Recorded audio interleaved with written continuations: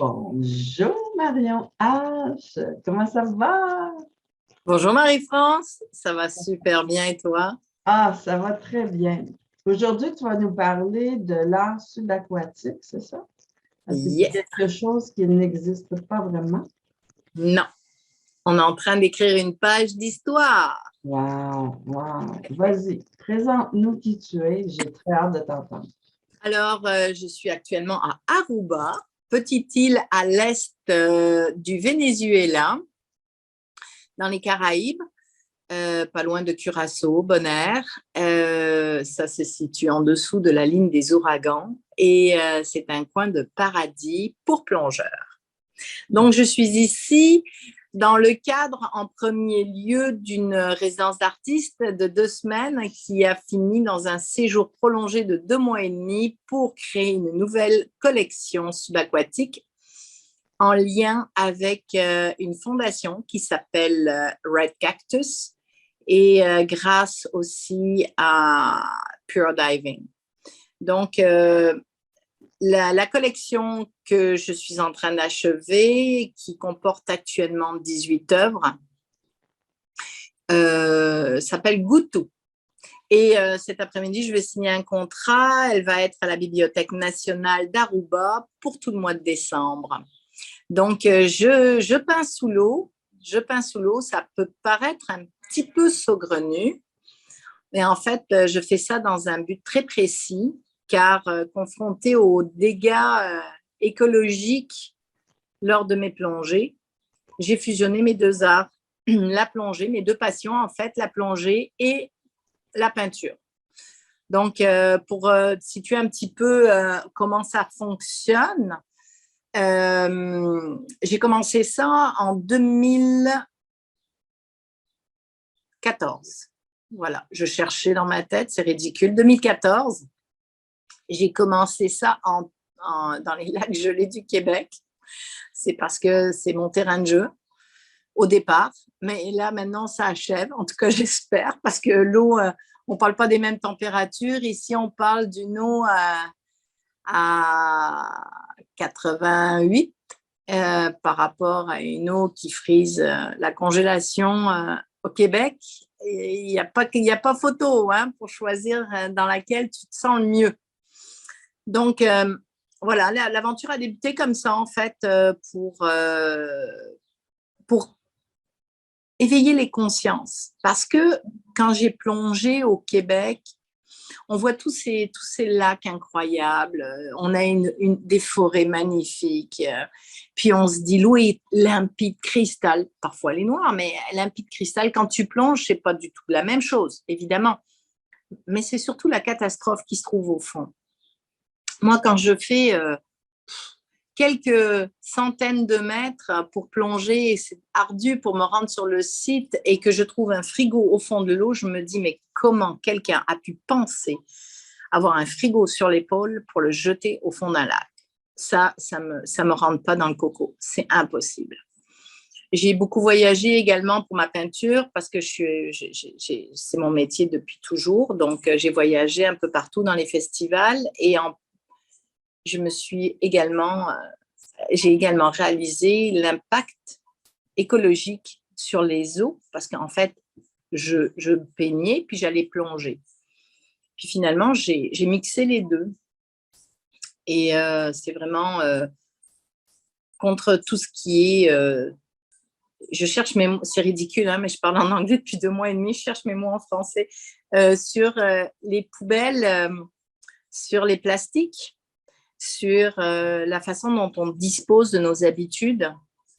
Et j'aime bien les jeunes. Tiens, j'ai ça justement sous le nez, ma petite bouteille, parce que Aruba, en fait, elle est toute cabossée, mais elle est toute cabossée, tout comme moi, mais l'intérieur, ça reste toujours frais.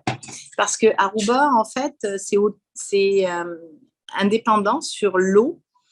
Ils désalinisent l'eau de l'océan pour en faire une eau potable. Donc, tu ouvres ton robinet n'importe où, l'eau est potable et elle est délicieuse. Donc, il n'y a pas de question d'acheter des bouteilles. Et pourtant, tu trouves quand même des bouteilles en plastique. C'est là où le bas blesse, c'est là où je me dis, mon Dieu, mais comment les gens ne peuvent pas comprendre? Parce que le plastique la matière la plus innovante du siècle passé, celle qui a fait la différence, mais c'est celle qui nous nuira le plus parce que, en fait, le plastique est intemporel, elle ne se détruit pas. Le soleil va le cuire, va le fractionner et ça va faire des microparticules qui vont être dans l'océan. Les poissons sont remplis de plastique. On mange du poisson, on est rempli de plastique, donc on a sous-produit du pétrole. Et les gens ne comprennent pas non plus que les plastiques étouffent la faune, tuent la faune et étouffent la faune. Donc, c'est facile. Avant, il y avait une façon de penser que tout ce qu'on respirait venait du poumon de la terre, l'Amazonie, en Amérique du Sud. Mais en fait, si vous faites quelques recherches, que ce soit la transpiration végétale ne représente qu'un tiers de ce que nous respirons. Tout le reste vient des océans. Donc, si on regarde ça très crûment, si on ne prend pas soin de nos eaux, de l'évaporation, en fait, de nos eaux qui nous nourrit, qui nous fait respirer, ben, on va tous crever. Et en fait, ce n'est pas nous qui allons avoir ces problèmes-là, en fait. Ce sont même pas nos enfants, nos petits-enfants. Parce que alors, tu as deux écoles de pensée. Ou tu commences tu commences pas, tu fais attention, tu choisis dans ce que tu touches, comment tu t'en disposes, ou tu vas à fond et puis tu achètes juste du plastique et puis on se fait une grosse orgie, quoi. Il y a deux écoles de pensée, en fait. Puis il y a la troisième école de pensée qui dit que la Terre est plate et que non, c'est dans ma tête que ça se passe. Donc, voilà, il y a trois options. Alors, je suis ici en association avec Red Cactus. Red Cactus, qui est une fondation pour l'éveil des consciences dans l'environnement. Tout ce que je fais, en fait, va être exposé et le fruit de la vente va être partagé en deux, pour eux et pour moi, et pour être réinvesti dans l'île pour les enfants, l'éducation. Si tout va bien et si tout fonctionne correctement, peut-être un peu plus de recyclage, parce que c'est une catastrophe ici sur le plan recyclage. Ça n'existe pas. Puis même en Amérique du Nord, on a vraiment beaucoup à apprendre parce que je te donne un exemple, Marie-France. Tu sais, quelqu'un qui boit une bouteille de liqueur en plastique va la recycler gentiment, une bouteille de Pepsi dans la petite machine qui va lui ramener 5 sous, mais il n'enlèvera pas l'étiquette parce que s'il enlève l'étiquette, le code-part ne prendra pas la bouteille et il n'enlèvera pas le bouchon parce que si tu enlèves le bouchon, tu vas être cochonné et puis ça va être poisseux de partout. Sauf que la problématique, c'est que, 1, la bouteille est composée d'un composé chimique X, 2, l'étiquette est un composé Y, et 3, c'est pas du plastique, c'est du nylon. Donc, ces 3 combinaisons ne sont pas compatibles pour être recyclées. Alors là, déjà, ça pose problème sur l'éducation. Et je ne te parle pas de la colle qui est utilisée pour coller l'étiquette sur la bouteille. Donc, il y a beaucoup de choses à remettre en question. J'ai visité des jeunes qui ont décidé d'essayer de faire la différence, justement. Là-bas, ici, tu payes pour ramener tes plastiques. Tu payes. S'ils sont propres, tu payes 5 florins. S'ils sont sales, tu payes 10 florins parce qu'il faut tout laver. Et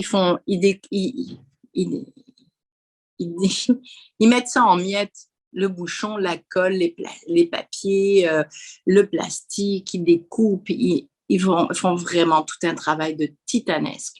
Et ensuite, ils déchiquettent pour faire des espèces de plaques. Après ça, tu en fais ce que tu veux. Ils ont une machine à laser pour faire des logos, pour faire des trucs, mais tu peux faire plein de trucs. Tu peux faire un kayak, tu peux faire un quai, ça ne bougera jamais, c'est indestructible.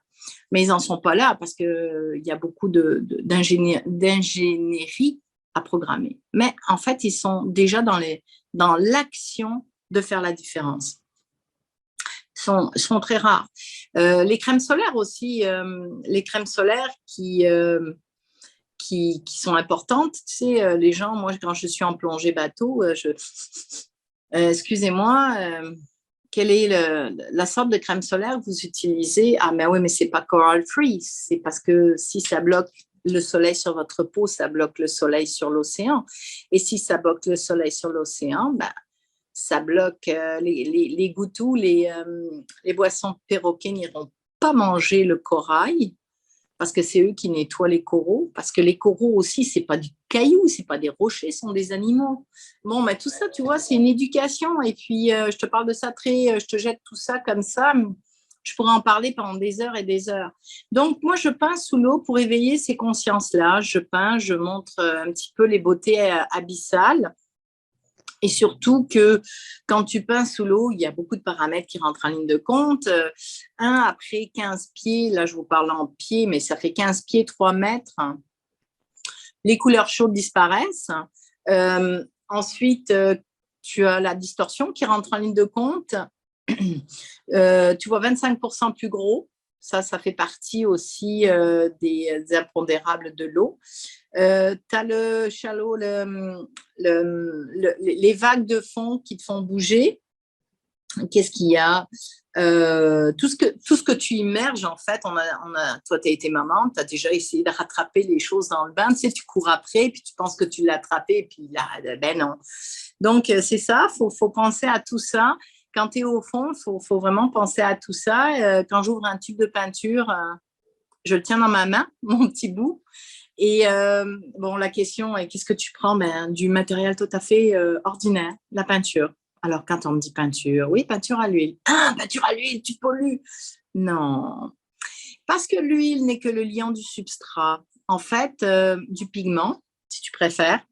Quand j'achète un tube de peinture ou n'importe qui achète un tube de peinture, il va ouvrir son tube de peinture et l'huile se trouve sur le dessus. Donc, j'expulse l'huile. Je ne prends pas des tubes de peinture de qualité parce qu'il y a moins d'huile. Donc, je fais attention à tout ça. Donc, l'huile est extraite. Il ne reste que le substrat, le pigment.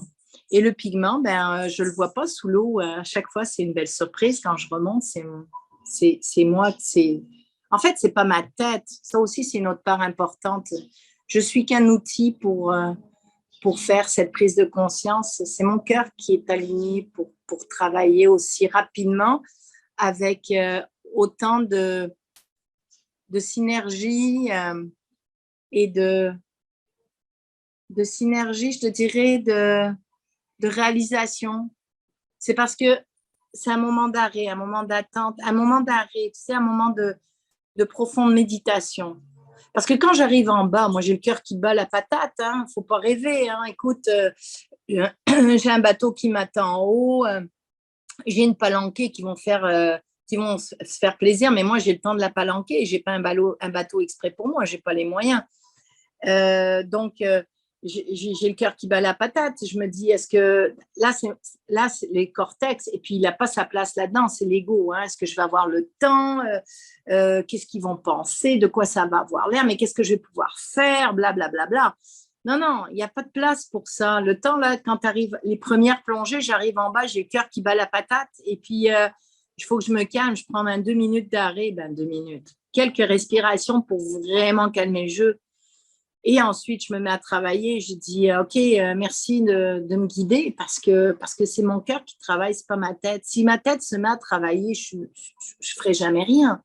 Tu sais, un artiste dans son studio, il va prendre le temps d'articuler. Oh, est-ce que c'est correct? Oh, je ne suis pas sûre. Oh, les couleurs. Oh, la proportion. Ben oui, la proportion, toi. Ben oui. Oh non, là, il est trop carré. Oh, là, il est trop pointu. Non, là, c'est pas bon. Il n'y a pas de 3D. Oh, là, tout ça rentre en ligne de compte quand tu es dans un studio. Tant que tu es au fond de l'eau, tu n'as pas le temps. De toute façon, ça ne vient même pas à l'idée. Tu es là pour être dans l'action. Et puis, une fois que c'est fini, on nettoie tout, mes gants en latex ou en nitrile, je les retourne, c'est ma poubelle. Il n'y a rien qui reste. Il n'y a rien. C'est clean. C'est clean, clean, clean. Il n'y a rien qui reste. Puis quand je remonte, c'est ça qui est drôle parce que c'est ceux qui sont sur le bateau qui remontent l'œuvre avant moi, qui voient avant moi de quoi ça a l'air finalement. Donc, à chaque fois, c'est une super surprise. Et je vais te dire, là, j'ai plongé, j'en ai fait 20. Et il y en a une vraiment que je voulais tracher, je voulais mettre aux poubelles. Et puis, Jermain, le gars de la fondation, il me dit, non, non, Marion, tu gardes ça. Je dis, ouais, mais c'est terrible, c'est moche. Le canevas, il a cassé. Et alors, je dis, non, non, je ne présente pas ça. Il dit, non, non, Marion, ce n'est pas une question de le présenter, il faut le garder, il faut que les gens comprennent que ça peut être très difficile. Parce qu'à un moment donné, les vagues étaient tellement fortes, tellement puissante que mon chevalet, même s'il est plombé de, tiens-toi bien, 10 kilos, c'est pas 3,5 livres là. Ben, avec les vagues sur le film, tu le vois, il monte et puis moi je monte avec et j'essaie de me tenir et puis non, ça a été horrible. Et le canevas a carrément cassé. Donc je garde ça en pièces. Moi je voulais le foutre à la poubelle. Elle m'a dit non, tu touches pas à ça. Ok, on garde ça, on mettra ça en anecdote un jour. Il traîne quelque part. Et en plus, il est... Ah, mon Dieu. C'est parce que je ne vois pas les couleurs. Puis avec le remue-ménage de tout ce qu'il y avait, ce n'était pas possible de faire quelque chose qui avait du sens. Donc, il y a tout ça qui rentre en ligne de compte. À peu près, c'est ça. Et puis le temps est une denrée rare. Mais quand tu es en mode méditation, tu respires vraiment plus doucement. Vraiment plus doucement, parce que tu t'es complètement... Moi, je vois rien de ce qui se passe autour de moi. Je suis juste focusée sur mon travail. Je suis focusée sur... c'est pas un travail, c'est juste du bonheur, en fait. Voilà. Est-ce que est-ce que c'est compréhensible ce que je te raconte? Très. Voilà. Oui. Oui. Comment tu arrives à justement choisir les couleurs? Vu que tu les vois pas? Alors, j'ai développé, écoute, comme il n'y a aucune école et aucun tutoriel, parce que les artistes, c'est jaloux, c'est con d'ailleurs, parce que tu peux jamais prendre les trucs des autres, tu peux juste t'améliorer avec les trucs des autres. C'est ridicule. C'est un truc que je trouvais un peu dommage, tu vois. J'aurais aimé vivre au siècle passé avec ces artistes qui faisaient des déjeuners sur l'herbe et qui partageaient leur savoir. J'aurais vraiment aimé ça. J'ai essayé de faire ça, peine perdue. Tout le monde garde son petit quelque chose, tire sa couverte à soi. Écoute, c'est pas évident d'être un artiste, hein. Mais en fait, c'est pas évident. Et d'un autre côté, je te dis, si je m'arrêtais là, parce que c'est pas vrai que je roule sur l'or, j'écris une page d'histoire, on m'a donné plein de prix de reconnaissance pour essayer que je fasse pas trop de bruit, en fait. Mais si j'arrête maintenant, d'accord, je vais avoir 60 ans. Je vais faire une petite vieille aigrie qui en voudra toute la terre entière parce que je ne serai pas allée au bout de mes rêves. Marie-France, ça fait combien d'années qu'on se connaît? Tu sais, tu m'as vu, je t'ai dit, moi, j'y crois, je vais y arriver. Tu sais, quelqu'un qui va me dire, oh, pour toi, c'est facile. Non, non, ça a tout sauf été facile. J'ai bûché dur pour arriver là. Et même parfois, tu vois, là, lors de ma première plongée, la première, celle que j'ai appelée Chaos, j'ai failli abandonner tellement il y avait de la vague. Je me suis dit, non, non, je ne suis plus capable. J'arrive plus. Je ne suis plus dedans. Et puis là, je me parlais, je dis, non, non, Marion, tu vas aller jusqu'au bout, tu vas réussir. Et c'était un combat, et puis j'ai gagné le combat. C'était vraiment un combat. Sérieux, cette première œuvre était vraiment un combat. Il y avait des vagues incroyables, et merci, elle n'a pas cassé. Donc, c'est ça. Pour les couleurs, quant aux couleurs, écoute, mes tubes de couleurs, le tape à hockey fait très bien l'affaire. Je râpe mes couleurs et je mets le nom avec un beau feutre noir. Alors, évidemment, j'ai développé mes techniques. Deep red, je sais qui est qui, quoi. Oui. Je descends avec à peu près 25 tubes de couleurs. Mais je ne me sers pas de tous.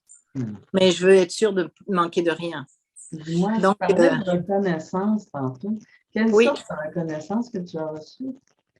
Alors, je suis médaillée de l'Assemblée nationale pour mon implication sur l'éveil des consciences via le biais des arts. J'ai un record Guinness, comme ça. C'est pour attirer l'attention, on fait des folies des fois. J'ai plongé dans une eau à 5 degrés à 32 mètres 40, 107 pieds, 106 pieds. En fait, ça dépend si tu mets le bras là ou là. Qu'est-ce que j'ai d'autre? Ah, j'ai un prix Cybèle en art visuel au Gala de la Culture. Je suis grande citoyenne. Je suis grande citoyenne, dis donc. Je suis grande citoyenne. C'est une façon à eux de me dire, OK, on est content de ce que tu fais, mais on ne veut pas trop investir chez toi, là, on te donne quelque chose. Mais ça me donne la crédibilité de pouvoir frapper aux portes. Tu vois, comme ici, grâce à tous ces prix, parce que ça ne remplit pas ton frigo, hein, tous ces prix, faut pas se créer d'illusions. Mais tous ces prix me permettent de frapper aux portes pour ma crédibilité, comme Pure Diving. Écoute, je faisais le total des plongées, ça m'aurait coûté 6 500 US. C'est énorme. C'est un budget que je n'avais pas. Donc, le fait qu'il soit mon partenaire et qu'il me batte là-dessus, ça fait toute la différence. 6 500 US, c'est beaucoup d'argent. Beaucoup, beaucoup, beaucoup d'argent. Mais tu sais, moi, j'aime ça, les win-win. Alors, il m'a fait ça, moi, j'ai fait une œuvre. Il était content. Et puis, de toute façon, quand la collection est finie, il s'en choisit une. Parce que 6 500, il peut s'en choisir une, je pense. Ça me faire plaisir de... Puis comme je disais, écoute, c'est juste une question de... Je vais revenir, il va y avoir une suite. Il faut juste trouver les modalités pour revenir légalement, parce qu'Aruba, c'est très sévère sur la législation des séjours. Tu ne peux pas être plus de 90 jours par an. C'est vite fait, 90 jours. Donc, il faut trouver une face. Hein? J'ai dit, on va avoir hâte de te revoir là-bas. Oui, ben c'est ça, c'est ce que je souhaite. Puis là, le gouvernement est intéressé. Donc, le tourisme, ils débloqueraient un budget pour moi. Donc, s'ils débloquent un budget pour moi, je change de statut, je deviens un employé, je deviens un consultant. Donc, c'est plus du tout le même statut pour venir séjourner ici. Ce qui me permettrait de rester plus longtemps.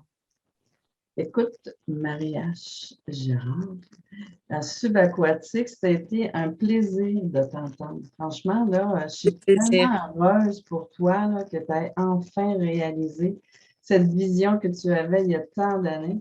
C'est merveilleux. Ouais. C'est un bel exemple de réussite, Marie-H.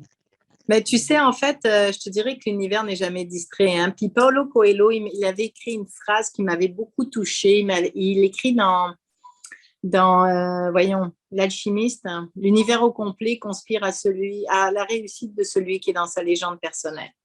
Voilà. Et ouais. ça avait fait